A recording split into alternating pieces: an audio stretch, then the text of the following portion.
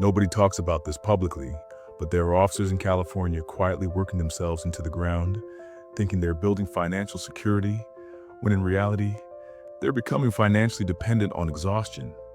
And the dangerous part is, most of them don't realize it until it's too late. If you talk to enough officers in California, especially in departments like LAPD, LASD, or other major metro agencies, you start hearing the same sentence over and over again. I just need a few more years. A few more years for the pension.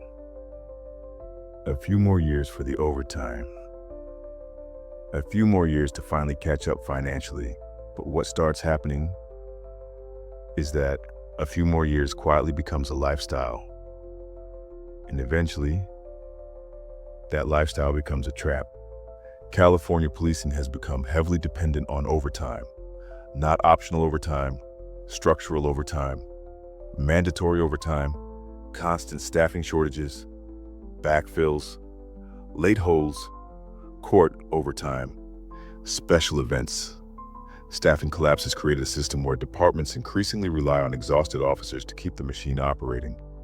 And financially, many officers have adapted their entire lives around overtime income. That's where the danger begins.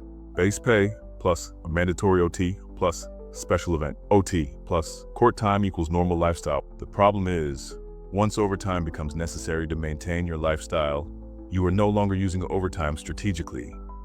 You are surviving on it. And those are two very different things. Now add California housing costs on top of that. High rent, high mortgages, high gas prices, high taxes, high cost of living.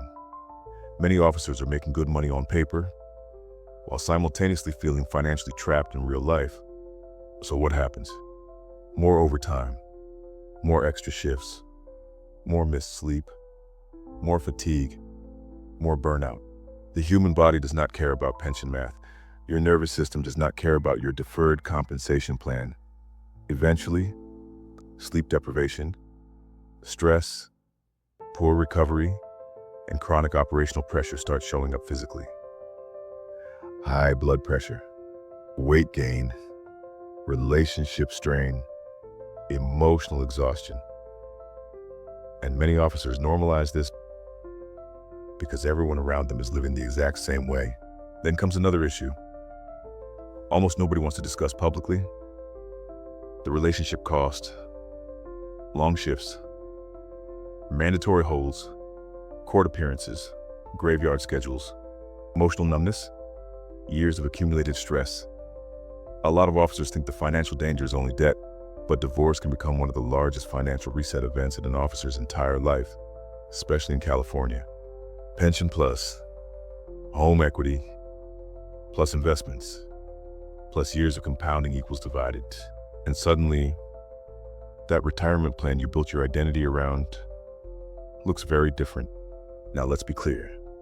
Pensions matter. Retirement systems matter.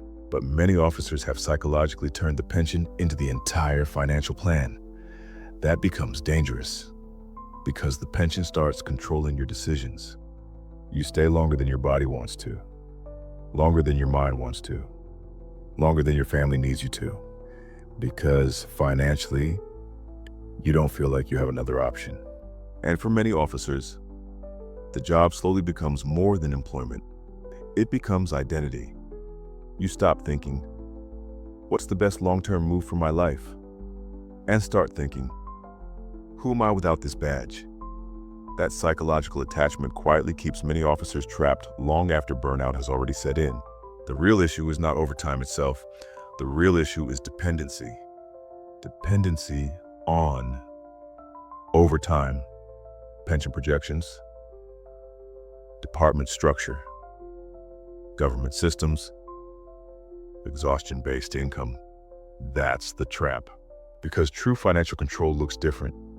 True financial control means optional overtime, investments outside the pension, additional income systems, lower dependency, long-term flexibility, not working your body into the ground, hoping the pension eventually fixes everything. This is why so many California officers quietly feel stuck. high income, low freedom, high overtime, high stress, high burnout, and the entire system slowly conditions officers to believe this is simply normal. But ownership thinking changes the equation, because eventually you realize the goal is not to work forever. The goal is not maximum overtime. The goal is not identity attachment.